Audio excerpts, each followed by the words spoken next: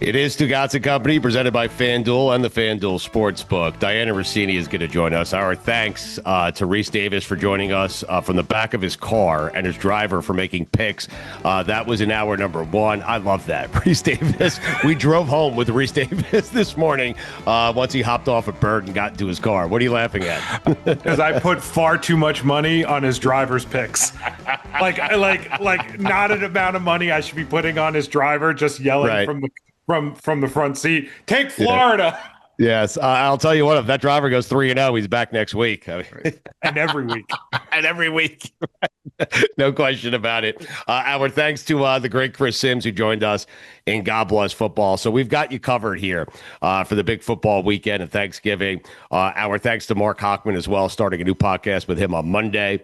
Subscribe to that when Taylor gets the feed up. It is with Stugotz and Hoch. That's the name of the show. But Dianna Russini is going to join us here, Mike. She's very busy. She works for The Athletic. She has a new column out right now. NewYorkTimes.com is where you can get it. The Athletic is where you can get it. Talks about JJ McCarthy, some issues there, the Jerry Jones trade that no one talks about. But I am wondering, do you fancy, Dianna Russini?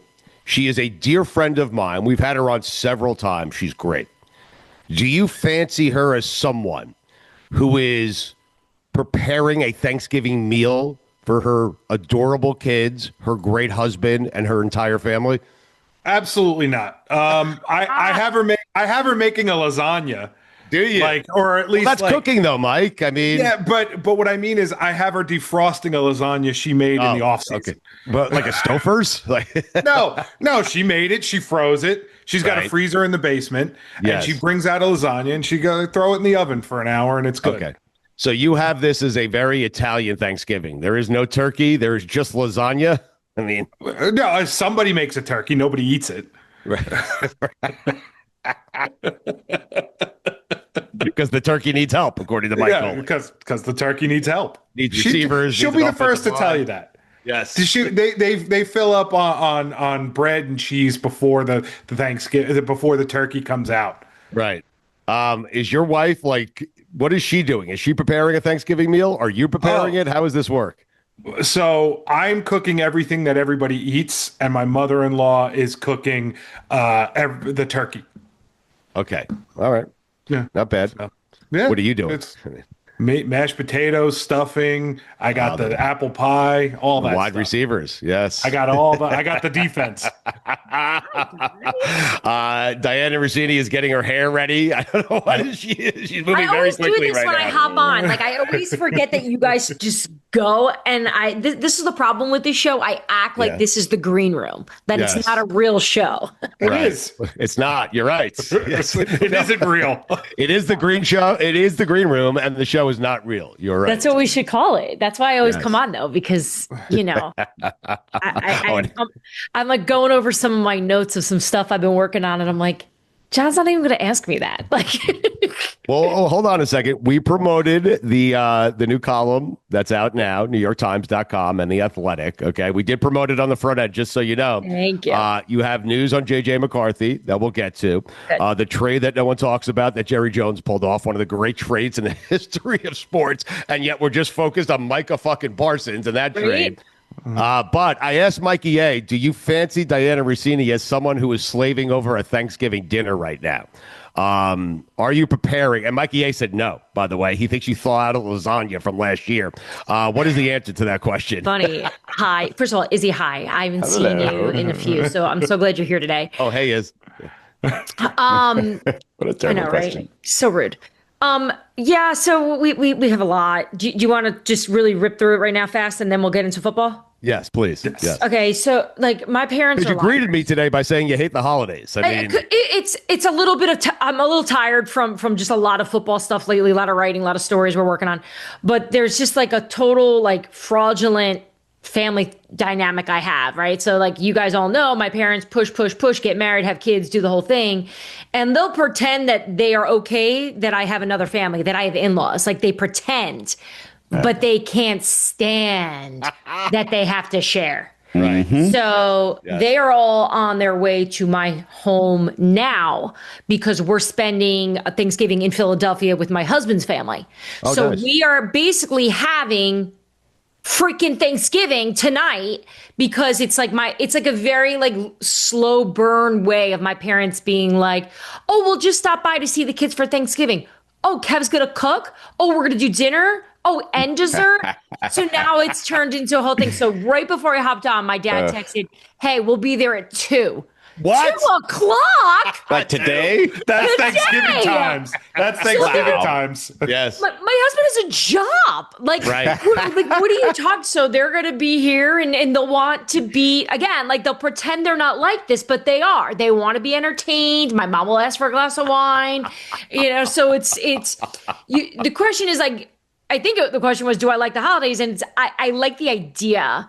And even like a few weeks ago, I'm like, oh, it's coming. Yay, I'm so excited. And then it gets here. I'm like, this is awful. It's too much work. I was just about to ask you how you knew that they were like upset that you had a second or another Thanksgiving to go to, but no, this is it. This is how you know. They just set up a whole nother Thanksgiving for you. You didn't even realize it. No, it's actually a great question because, and my siblings are all in on this. They know this is how my parents operate. So my husband as well. So we got ahead of it. So last week, Kevin, my husband, said, hey, why don't we do this? Why don't you just have your parents over for dinner on Wednesday night before we leave for Philly? Just something small. My husband's a really good cook. He's like, I'll make something small. We'll just, they'll feel good about it. Right. So I call my parents, and in my mom's typical passive aggressive way, no, we're busy. You go down, enjoy your mother-in-law, make them pie. You're very difficult to be around for a long period of time. So make sure you just, no football, no phone, like lecturing me. Yes. Don't do the thing that made you crazy successful. Don't do that. Yeah. We could do a whole show on that. We have. I told my parents I'm working Netflix. I got this sideline job for Netflix, which, by the way, I need to talk to you about because I need some tips. Congrats. Yes. Good stuff. Awesome. Yes.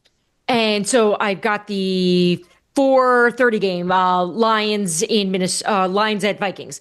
Okay. On Christmas Day. So when I told them that, boy, you would have thought what I explained to them. So I'm not really, they're not very happy with me to begin with. Either way, I tell my siblings, I'm like, hey, mom and dad aren't going to do the dinner at my house anyway. So, have fun with that. And they all said the same thing. They're like, oh, no, they're coming. They'll be there. That's what they do. They do this pretend dance.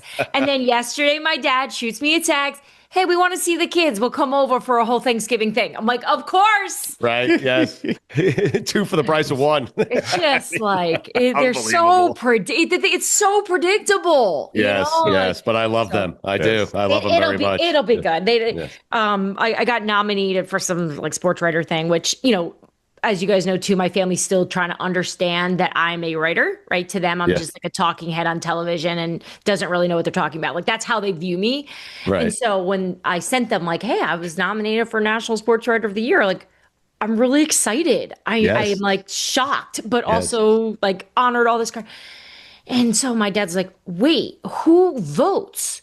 And I'm like, my people in this industry. He's like, are they your friends though? Like the questions and I'm like, why are there follow-ups and not just congratulations, honey? Like, honey, I'm so proud of you. This was such a big challenge for you. I know how intimidated you were by the process. Like, no, I mean, and it's continuing, right? So I guess he like Googled a little bit and he found out, and he's like, oh, the dinner's, for the awards for if you win, is the end of June, and we've got the family cruise because it's their 50th wedding anniversary. Oh. And I said, yeah. He said, I have a great idea, this is kind of funny because I have a great idea.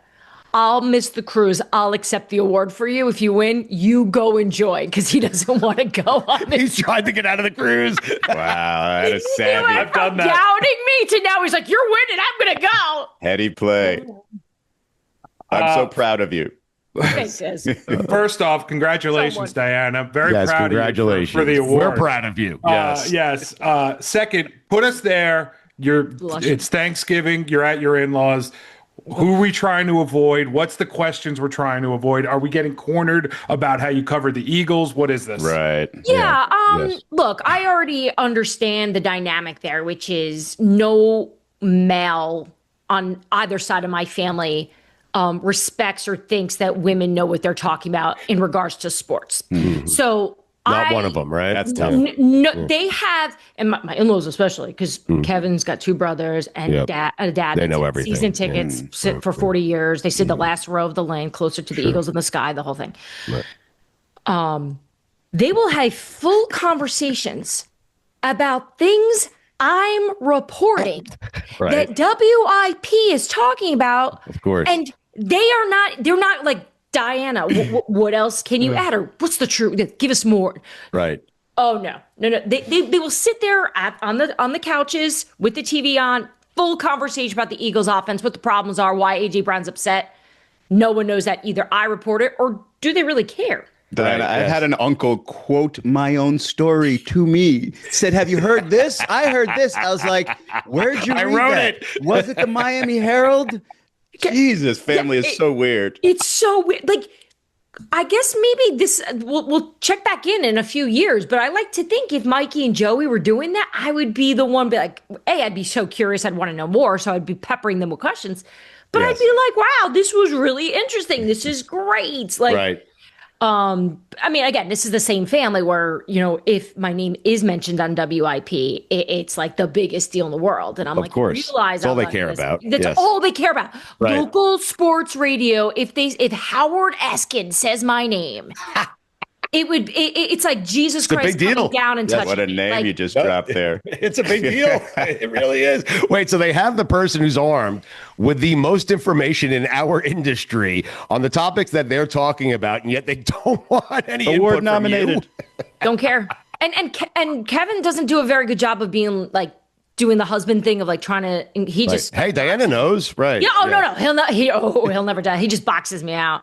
And I mean, he'll make eye contact with me, but Right. he's just. I think he realizes we're never going to win this fight. Like, Right. I'm Yes. a woman. I don't know anything. I need to go upstairs and make the mashed potatoes. And Right. Is it just that though? You're a woman. Like if your name was Dan, like, that's a good Dan point. Actually, Russini is a I great never name. thought of that. Yes. It's a good point because you're right. Because there is a little bit of a study that I'm doing. Not a real one, but things I think about a lot. Fan bases are interesting. You guys have been doing this forever. Like yeah. no one ever really wants to know the bad. They pretend they want, and they don't want to. So you're right. I don't necessarily think it's all because I'm a woman doing it. And I hope you can tell through my tone, like I'm not offended by it. In fact, I think I'm better at my job because in my mind, I always think of my dad and my father-in-law. I always think, how do these morons receive the information? You're running it through their prism. Yes. Yeah, because it helps. Because I do think there's more of them out there than we want to know. Like, You didn't tell them that, did you? no, I do all the time. Okay, good. You did. I had one. I love my father-in-law so much. He's the kindest. I love that moron. I love that dipshit. But but we had one fight. And it was because of something that I said about Eagles fans on a show. Oh wow. That he heard, and Right. He sent me a very aggressive text message about my lack of understanding of the Eagles fans, and Right. I could not believe that he cared that much, but He spoke for all Eagles fans. that he spoke for, and he Thinks he does. Right. Yeah. He was less bothered that I was like mocking Kev the whole time. It was like, you don't understand. You wouldn't have a job without Eagles fans. It's like, what? Well, mocking Eagles fans is like mocking him. That's how he views it. Right? Well, that's what it is. So I've learned to, and I remember asking my own father, who's not a crazy sports fan himself. He just likes the Yankees. He just wants to sit, listen to the fan, and that's it, And I was like, oh, do you ever see Michael K? I'm like, yeah, who cares? But Who cares? The things family members will ask about our job. He smells Right? like cigars. the things that they're in or who they're interested by. I'm like, I have never cared to talk to that person, and you really want to know more about them. That's not Michael K. I love Michael K. Oh, that's so good. So, I guess the bottom. I think the original line question is, what are you cooking today? I think. Oh my god! Did you thaw out lasagna? I think it was. So no, Mikey didn't have you cooking. Are you mad at him? So we're doing. I know. No, I'm not mad because I can't. can't do, Mike, like you get my life. Like I can't do football. Right, it's hard. And now look, I have this constant fight in my head as like I was raised pretty old school, traditional, and I'm trying to be this like trailblazing female in the NFL space. So with this constant battle of sitting watching my mother-in-law, grinding in the kitchen while usually I'm kind of texting on Thanksgiving morning because it's a football day. Sure. And so I sit there and I'm like, I don't know what to do, but she knows I'm kind of useless anyway. Because that's always another problem too. Do you guys ever feel that way with your families where you want to offer to help, but they don't really want it because they want to do it their way? Yes. So it's like, yes. I'm just going to sit here and be quiet. Right. Like my wife will get mad that I'm not helping and I'll say, but you don't want my help because I'm going to screw something up. And then like inevitably she says, you know what? You're right. Just stay on the couch. You're better off. Right. I'm actually in charge of entertainment tomorrow. Oh, really? What does that mean? There's a lot of there's football the oldest little guy is 7 of all the nieces and nephews, and there's 9 of them. Right. So we gotta do something. I can't just watch football and. Well, this goes back to my barbaric family. The boys are going to be watching football, so I got to do both. Yeah, but it's your job to watch football. Tell Kev to take care of the kids. I mean, the time. Right. Sometimes I draw a picture of our house on a piece of paper and I hold it up to Kevin and I'm like, this is why we have it. Exactly. Like, reminder. It just doesn't resonate with anyone that it is my job. So so I decided we're going to do some Secret Santa stuff, some fun gifts. We're going to do some elf things just to keep the kids occupied. Okay. No Russini football game. None of that. Not happening. No. No, I obviously you probably can pick up on it. I need to do something to get out the rage and the competitiveness that I have in my blood. But I don't think anybody wants to play that with me because they know it's just annoying. So your article is interesting. NewYorkTimes.com, The Athletic.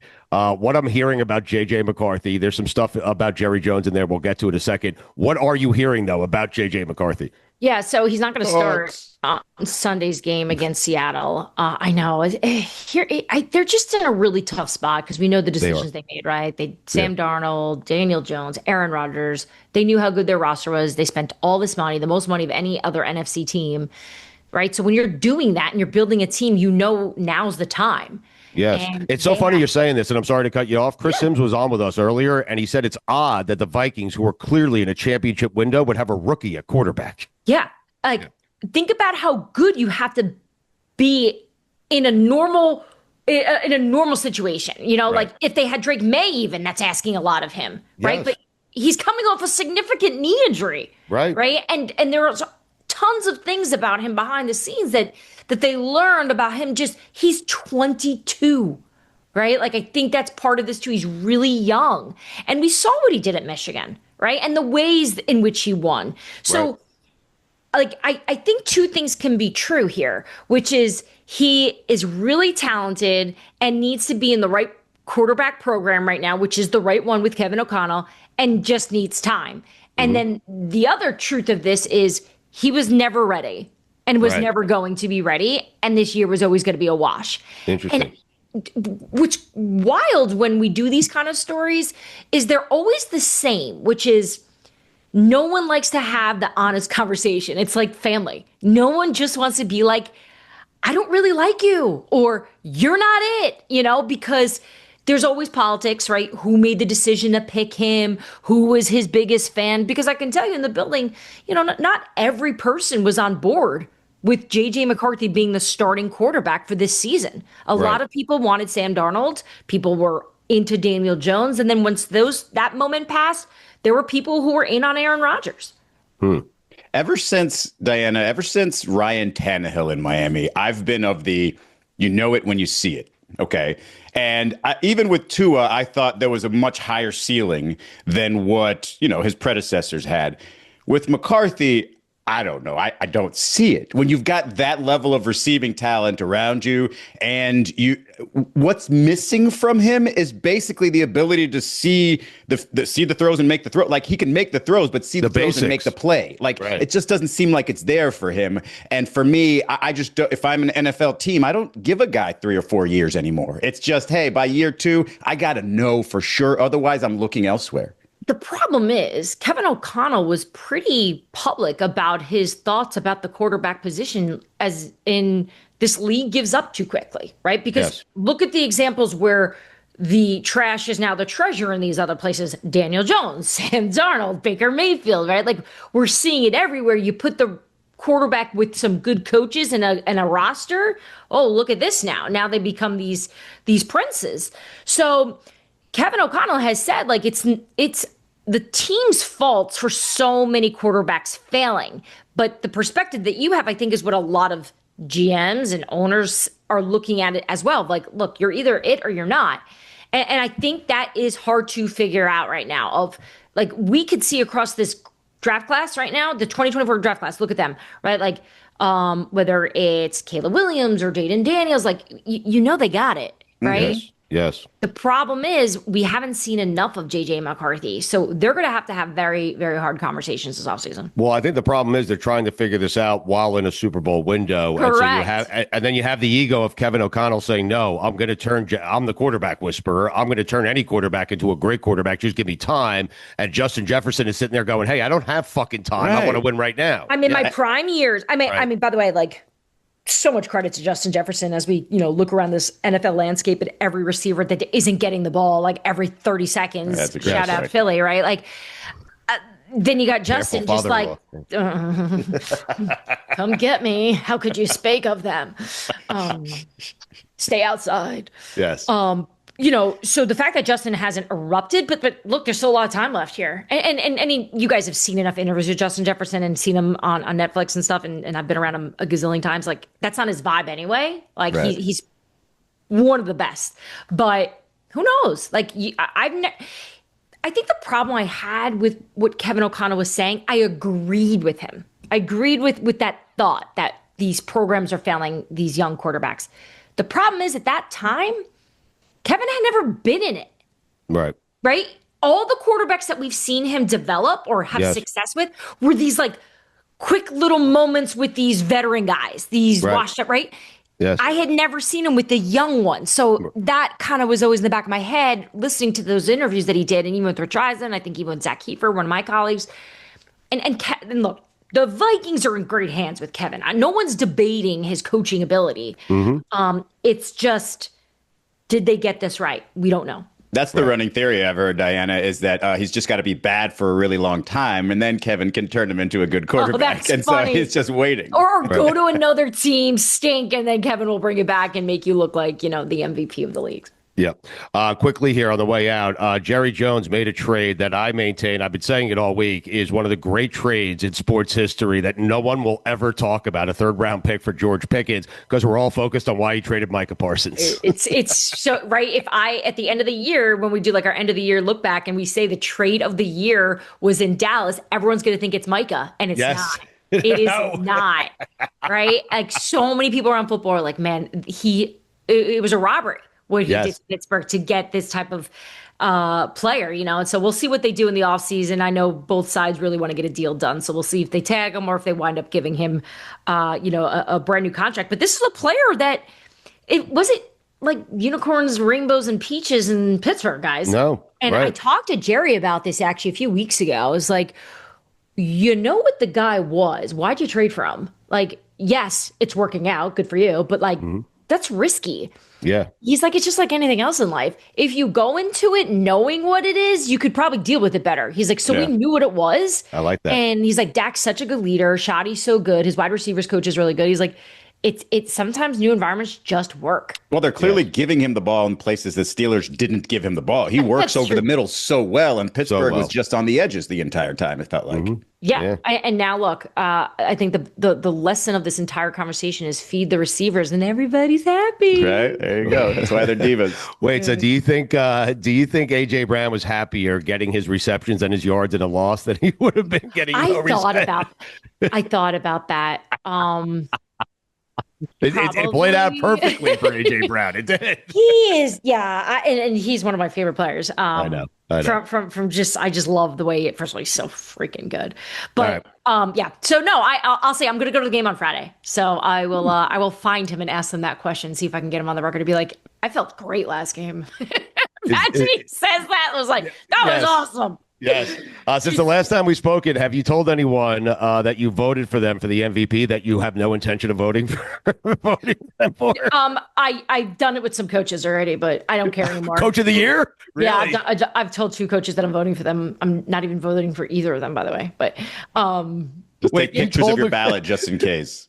Time out. So you walked up to a coach. You said, "Hey, coach of the year, you got my vote?" Like something like that. How'd it go? No, I was on the phone with them on separate occasions. I want to guess. Trying to get some scoop, and I realized like I was doing a lot of taking. Like I was like, Right. oh, they just gave me a lot. I'm like, oh, by the way, coach, like coach of the year. I'm a voter. I don't know if you knew this, but you're definitely my great. Thanks. As somebody who's not getting a lot of credit, but has been really good. Let's see. So then what I do is I'm like, Vrabel. now next week I got to go back and like, no, Vrabel already told him, like, just so you know, I'm not voting for you because I need to get help from other coaches. Right. Yes. Listen, you deserve it, but I need help elsewhere. Yes. And also like, dude, you're great. Like, you're going to win. Like, you're going to get all the votes. You don't need my vote. Yeah. So I got to go find like, I got to go get like Mike McDaniel's a vote up there and be like, look at this. These votes are currency for her, Izzy. They're currency. Yeah, no, they are. Like, this is where the other reporters are so moral, right? They're like, look at the stats and like, I'm like, who is gonna help me? Make sure you apologize to Sean Payton, okay? Yeah. These votes are assets. I mean, that's all they are. Oh, it's not him. It's definitely not him. Trying to get on the Hall of Fame. Watch how better my life's gonna get. Wait, God forbid you get a Hall of Fame vote. Do you have one? I'm in, not officially, but it's in the You're the national fucking sports writer of the year. Let's go. I mean, listen, your family's not proud of you, but this family is, okay? We love you. Thank you. Happy Thanksgiving. And I'll apologize to Ben Johnson for you, okay? And I hope you survive it. I hope you survive. I do. Ben Johnson deserves it. I hope those votes are public for sports writer of the year. I want to see who's up, who's down for me. Stu, I'm glad you have a vote. Appreciate it. You got my vote. Happy first Thanksgiving, Diana. All right. Well, good luck surviving it. Bye, guys. I got to deal with this circus. Appreciate it. We love you. Thank you. I love you guys. You ever have that moment during the holidays where you think you've nailed the perfect gift and then realize you definitely did not? Yep. Been there. Last year, I bailed on the guesswork and said Omaha Steaks instead. And let me tell you, that was the first time my family texted me before opening the box just to say how excited they were. Whether you are sending an unforgettable gift or treating yourself to everyday perfection, Omaha Steaks delivers the world's best steak experience. USDA certified tender steaks, juicy burgers, comfort meals. Honestly, everything they ship shows up looking like you planned ahead, even if you definitely did not. I just made their filet mignons the other night. Simple cast iron sear, little butter based, and they were insanely tender. I love them. You can taste the quality, and the variety is ridiculous. I'm eyeing their burgers and some of that apple tart for my next order. Right now is the time to jump in because their cyber sale is happening. 50% off site-wide plus an extra 20% off select favorites at omahasteaks.com. And because you are listening, you can also get an extra $35 off with promo code COMPANY at checkout. Orders placed by 6 p.m. Eastern, even shipped the same day. Send the magic of the holidays. Send an experience. Send Omaha Steaks. Save big with Omaha Steaks. Visit omahasteaks.com for 50% off site-wide and an extra 20% off select favorites during their cyber sale. And use promo code COMPANY, all capitalized, at checkout for an extra $35 off. That's omahasteaks.com. Promo code COMPANY. Terms apply. See site for details.